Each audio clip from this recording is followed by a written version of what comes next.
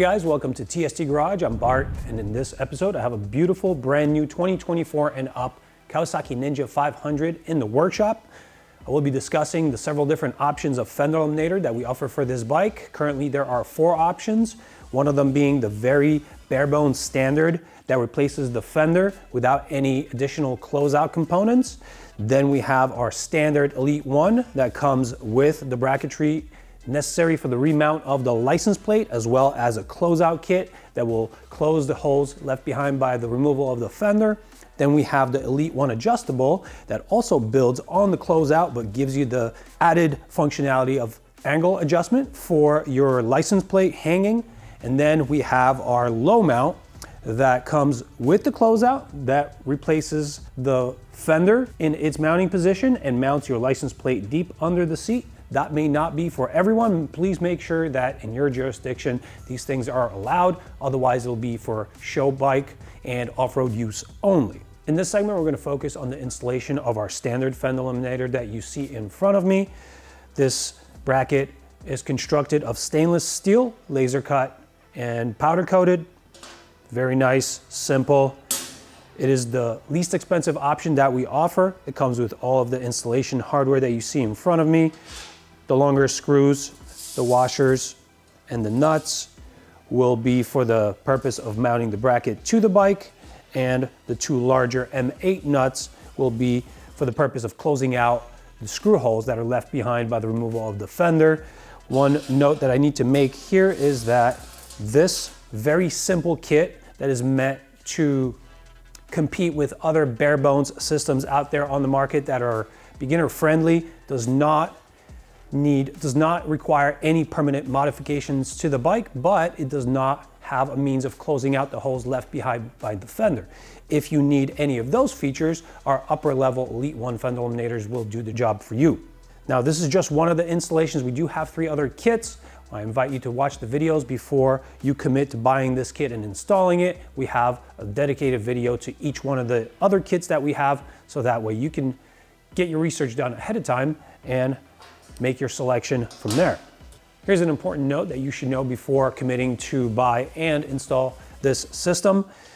The system in itself does not have any lighting replacements for the lighting that you lose with the removal of the fender, so you will need to do something about a license plate light and signals. Here I'm holding our low profile license plate light from TST Industries. This is a separate module. It does not come by default with any of our fender eliminators. This is because we understand that some people do not run a license plate light because it's not required in their jurisdiction. Some people choose license plate light bolts or some other solution that they already have. So we just don't want to make you eat a cost that you don't need. If you do need it, it's as simple as just dropping it in your cart and checking out together. It's a very simple component to install and wire up that will be shown in one of our video segments, so no sweat. The other lighting component that you do lose when you remove the fender is your signals. The OEM signals on this bike are very floppy and they look a little bit dated, in my opinion. We do have several different types of signaling equipment that we do sell here at TST Industries. Here I'm holding the Quadrix lamp. It's very nice, it's sequential, it flashes from the center towards outboard, and it has a very nice techie design. We do have some other simpler ones, some wilder ones. So if you check out our website at tstindustries.com, you will be presented with all of the options that are available to you, and you could choose from there. This video is shot in early 2024. The bike just came out. We don't have an integrated taillight for it yet, but we are working towards designing it, and later on we will be launching that part. So for those of you looking for an integrated taillight, at the beginning of 2024 when this bike launched, we did not have it, but we are working towards the design and we will be launching that taillight sometime soon. Now with all that yapping out of the way, let's go grab some tools, rip into this bike and start wrenching. In step 1, we'll be removing the license plate off the bike and also keeping the hardware. We'll be reusing this hardware on our new fender eliminator. This step will be followed by the removal of passenger seat and subsequently the driver's seat. This is done via a cable pull that is located right below where my fingers are under the black shroud. pull that towards the rear of the bike, and that releases the latch here. From top view, you'll notice that I have this tray removed. I typically do this on the Ninja 400 and 500 vehicles. I just like the extra space here and the extra access I have. If yours is in place, it's going to be here and latched in. All you have to do is unlatch it from the rear, rotate it to the front, and then you'll either put a bungee on here or you just deal with it hanging. I like to take them out because there is no purpose for me. Down below that tray, we have the fender lighting coming in through this window, through some rubber components that we'll be taking out, and it's connected inside this boot. Now, I'm gonna pass my hand underneath here and try to get that boot down towards the front of the bike. Expose a little bit of this wiring here. There we go. Now we have access to the connectors, the gray and black connector of this type here. Those are our signals. The unlock feature on this connector is right here. That needs to be pressed in. I'll unlock the connection and permit the removal. Once these guys are out, we have access to this last one here. This is our license plate light connection. After these guys are disconnected, we have access to the last one here. This is your license plate light connection. It does have an unlock feature here on top. Let me take that out and show it to you. You press down on this tab and that releases it from its window. And that'll withdraw, and now all of these connections are undone. If you are going to be running a license plate light, we will need to wire that into the harness connector that was connected to this wire pair. The red is positive, the black is negative. Lucky for us, our TST Industries license plate light has the same color code, so it'll be very easy to identify what to plug into. Just keep in mind, this connector receiving end on the harness is what will be the receiving place for our license plate light. We will ditch this rubber grommet from this subtray component here. This rubber grommet here, we could either do it now or wait for the removal till we get the fender down. I think I'll grab some pliers now. I'll use needle nose pliers to grasp it and pull up on it.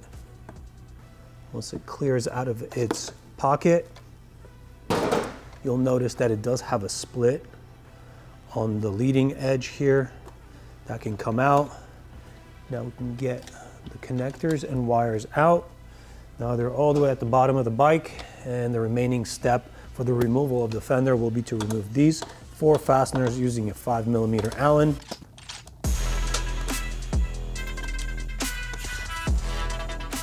Once I get to my last one here, I will support the fender from the bottom so it doesn't just drop off. Now the fender comes off. We remove the last screw, and that'll be the end of the fender removal. For our simple standard installation procedure, we will need to keep 2 of the 4 screws that came out of the fender, and we will insert these screws from the bottom up in the forward locations here on the fender pad. They will be capped off on top with these 13mm hex nuts. That basically accomplishes the lower holes being still held to the frame. And as you can see, we do have this protrusion still here. For our simple standard, this protrusion does not get removed. So this is a beginner-friendly system here. It doesn't require you to modify anything. However, it does leave that hole left behind, and debris and water can enter up into the subtray and travel downstream from there. So if you want this closed out, you will have to opt for one of our Elite 1 systems that comes with a closeout, but does require the slicing off of this component here. The steps for that are shown in our other videos covering the Elite 1 version of the Fender Eliminator. So check that out before you commit.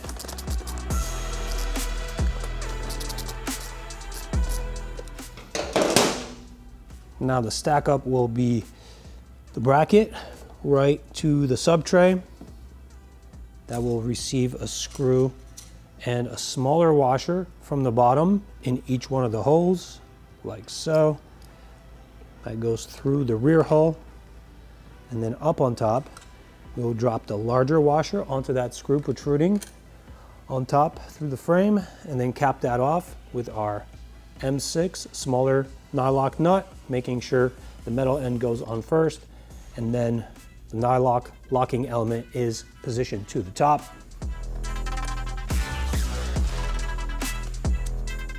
For this hardware pair, we will need a 4mm Allen on the screw head and a 10mm socket or open-ended wrench on the nut.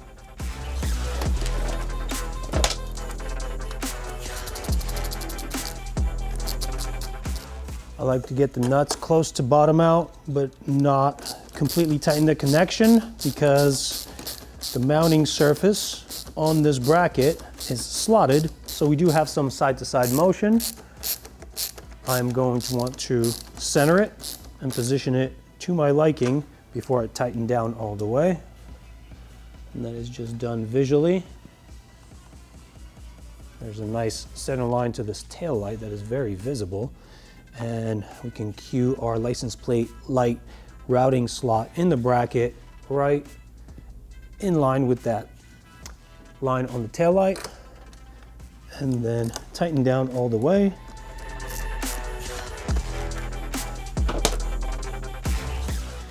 Now, if you are running a license plate light with this setup, and it is our TST Industries license plate light, this is the way you're going to route it. You undo the wiring, you pass the wire through the slot in the top of the bracket, get that cinched up here, make sure that it's not rotated. There it is. Now the wire will go up top, and then in a segment at the end of this video, I will demonstrate how to hook that up to the wiring. The idea behind this license plate light is that you can opt to strip off the masking and adhere it to the back of your license plate, or you could just leave it clamped here with the hardware. Whatever you choose to do, the decision is yours. We'll keep it at that for now. I like to clamp them in. They're easy to reposition later, and we have enough force to just keep it in place. At this point, the next step in this segment will be to remount the license plate on the bike. I'm going to break for a second. I want to make you aware of something here. We are only working on installing these components. We make segments of installation instructions per component. So we will be making a subsequent video showing you how to install our pod signals with these kits. That will be a separate video, but you should definitely take a look at it before committing to which kit you're going to buy. We'll show how to install a choice of signals along with L bracket hardware and also plug and play connections into the bike. So please check that out on our YouTube channel. Now, to remount the license plate, it's very simple. We just reuse the hardware we took off in step 1. Clamp the license plate light in there. If you choose to strip off that masking and get your license plate light on the back of the license plate, that is a valid choice. I just like to remain modular, so I just use the clamping force on its own. I like to get my license plate light centered, and there is a notch in the housing of the license plate light that will enable you to target your center line here. I have my license plate light centered as well, so I'll just tighten it all down. Make sure that it's level. Okay. And there we go. In an earlier step, I showed you guys how to route the wires from the license plate light into the bike. Now we have the end of the wires here in the trunk compartment. I will now show you how to use the included posi-tap connectors to connect it to the bike. Obviously, during the removal of the fender, we worked inside this boot and there was a connection there for the license plate light. I'm going to forward this connection all the way to the front here because we have very short wires in there and it's going to be too cumbersome to work from this angle in the trunk. So we're going to have a much easier time up front here. I'm going to get this boot off of our connectors, just forward it up the line. What we're interested in is getting maximum length of wire exposed for this connector. And that is a little tough to do because of how this bike is configured. So it is going to be a little cumbersome, but no big deal. If we pull back on the boot, we have enough wire exposed here. Like I said in the beginning, it's going to be red to red, black to black, like so. We are going to take the larger cap off of our posi-tap connector to expose the slot that will insert onto that wire that we're trying to connect into.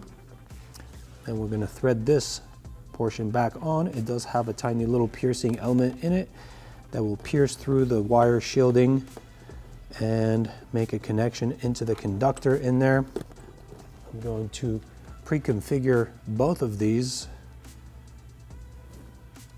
before I run the wire and start making the connection. I like to stagger these, not place them side by side. They do bulk up a little bit and it's easier to make the connection when they are staggered. I'm going to pick my routing for this wire. Obviously we can't route it across the top. I will just pick the same routing as this harness component and boot has through the trunk, right down the middle. Milk out the slack. It's looking good. All right, now we can choose to either leave the entire length of this wire, possibly bunch it back up and use the same wire tie that came with the license plate light kit, like this, and just take up the slack here. Or you can actually cut this down and restrip some wires, just cut it down to length. For our purpose here, I think this is the easiest and acceptable way to do this, so why not? All right, now to make the connection into our preset posi taps, we are going to remove the smaller diameter cap. We're going to feed the wire that we're trying to connect into that wire through the unthreaded portion. Make sure that it sticks out from the threaded portion, and then thread this back in a way that when this is bottomed out, once the cap bottoms out, it retains the wire in there through clamping against the other conductor that's within the posi tap. Give it a little tug test once you've bottomed it out. If it doesn't come out, the connection is made. I'm going to repeat on the black wire.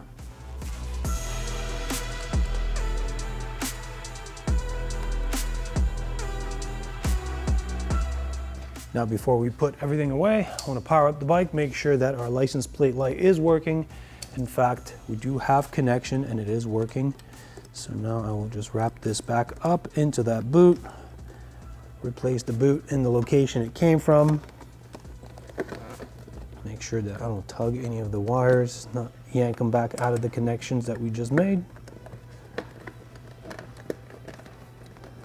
And once you have all of the wiring put back here in its original location, you can replace the seats.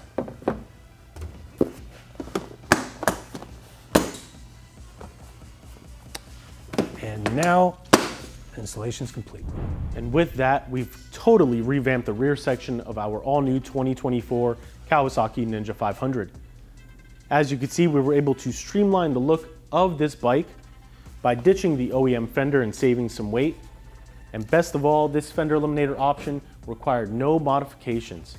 But please note, this is our entry-level Fender Eliminator option for this bike and only one of several that we offer for this platform.